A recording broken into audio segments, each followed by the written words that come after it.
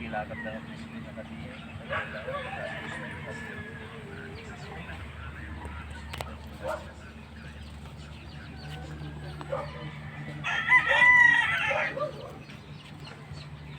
Hello guys, ito yung pisto nila ni John Alvin. Alala ko noon, pumunta kami rito. Dumaan pa ako sa store dyan. Bumili ng itlog. Oh, Para may baon kami. Makakainin kung sakali. Pagdating namin dito, nagkalat lang ang mga itlog. dito. Itlog ng pato, itlog ng manok. Ang dami pala ukis dito, natatawa kami. Bumili na kayo dito. Bumili pa kami doon. Dito yung... Pinaikot ko pa yung tricycle. Umanap ka ng store. Ganun. Baka wala tayong mandat na pagkain doon.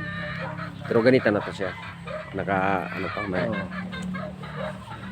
Pag tag-ulan, malalim ito. Kaya, nakakatuwa dito.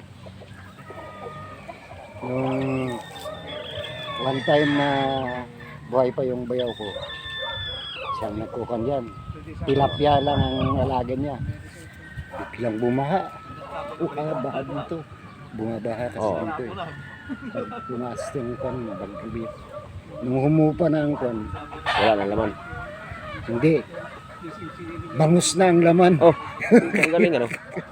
May mga bangus na. Saka ano, masarap ang bangus dito. Hindi. Siyempre may mga fish pan din dyan na iba eh. Oh. At saka yung... Dito siguro, baka mayroon pang bangus na naliligaw. Mayroon pa tong laman. Malamang.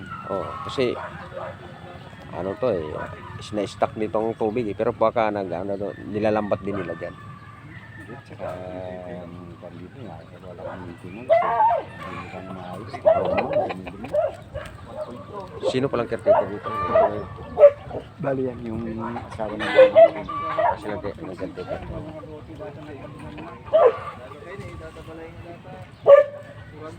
Ito sa kanila na tong bahay na to. oh.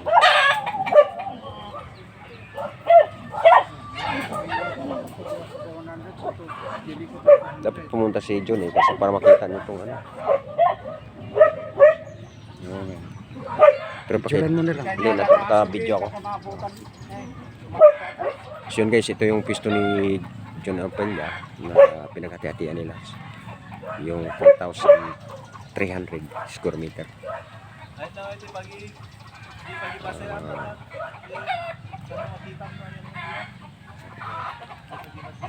Kaya ano ito, pinasukat na niya sa Juditic para ano na siya, ma-applyan na ng titulo kapag matapos na itong ano na to, pagsusukat. Siyempre magbumuhon sila ngayon sa araw na ito. Pagkatapos nito, uwi na kami ng Maynila guys. Libre pispan pa. Pero pag dito ka makatapat sa pinagbahagian nila, eh malaking gagastusin mo kasi tatambakan mo pa ito. So, guys.